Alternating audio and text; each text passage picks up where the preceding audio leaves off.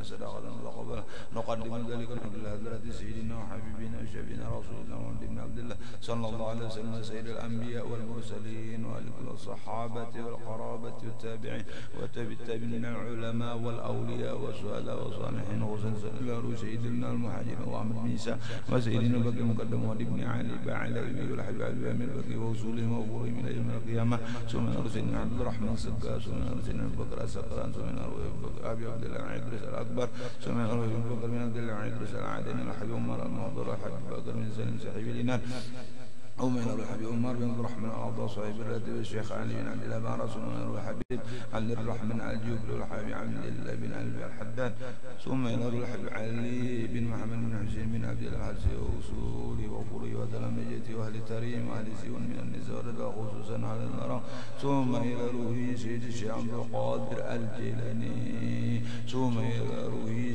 سيد محمد بن عبد الكريم السمن المدني ثم إلى روحي مولانا الشيخ محمد عسل بن عبد الله المنجري وسيد بن مسلم عسل المنجري سيدنا بن عمر البندني وسيدنا بن السموي شيخ علي بن عبد الله البنجري المكي وشيخ محمد سروان عبد البنير ثم إلى الشيخ أبو محمد أمين بدالي شيخ محمد زين بن عبد الغني ثم نروح لمشايخنا ومعلمنا ووالدهم وأمهاتهم وأصهارهم وزوجاتهم وأولادهم وذريتهم إلى يوم القيامة ثم نروح والدينا وأمهاتنا وقراباتنا ولمن له حق علينا ولجميع المؤمنين والمؤمنات والمسلمين والمسلمات خصوصا من الزائر والذاكر لهم أوصل اللهم ثواب ذلك منا إليهم اللهم اجعله فداء لهم من النار وبكاء له من النار وعتقا له من النار وسترا له من النار وهجابا لهم من النار اللهم اغفر لهم وارحمهم وعافهم واعف عنهم اللهم انزل الرحمة والمغفرة والشفاعة والنعمة والبركة على جميع أهل القبور من المسلمين والمسلمات والمؤمنين والمؤمنات ولا تحينا اللهم في غفلة ولا تأخذنا على ضر واجعل آخر كلامنا عند أجلنا من الدنيا قول لا إله إلا الله محمد رسول الله اللهم احينا بالإيمان وتوفنا مع الإيمان وحشرنا بزمرة أهل الإيمان برحمتك يا رحيم يا رحمن ربنا آتنا في الدنيا حسنة وفي الآخرة حسنة وقنا عذاب النار ربنا تقبل منا إنك أنت السميع العليم وتب علينا إنك أنت التواب الرحيم اللهم اختم لنا بخاتمة السعادة واجعلنا من الذين لهم الحسنى وزيادة بجاه سيدنا محمد صلى الله عليه وسلم الشفاعة وآله وصحبه جميع السعادة يا رحمن الراحمين يا رحمن الراحمين يا رحمن الراحمين ربنا آتنا في الدنيا حسنة وفي الآخرة حسنة وقنا عذاب النار وصلى الله على سيدنا محمد وعلى آله وصحبه وسلم والحمد لله رب العالمين. سر الفاتحة.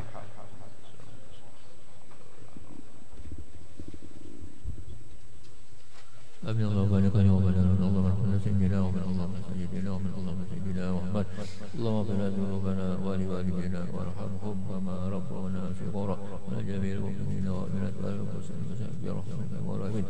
ربنا آتنا في الدنيا حسنة وفي الآخرة حسنة وقنا عذاب النار وصلى الله عليه وسلم على رب العالمين. يا ربي بالمصطفى بلغ مقاصد اغفر لنا ما مضى يا واسع الكرم يا ربي بالمصطفى بلغ مقاصدنا ما مضى يا واسع الكرم يا ربي بالمصطفى بلغ مقاصدنا تقبل الله منكم. Bila kita barang-barang sahabat, sahabat barataan, amin ya rabbal alamin.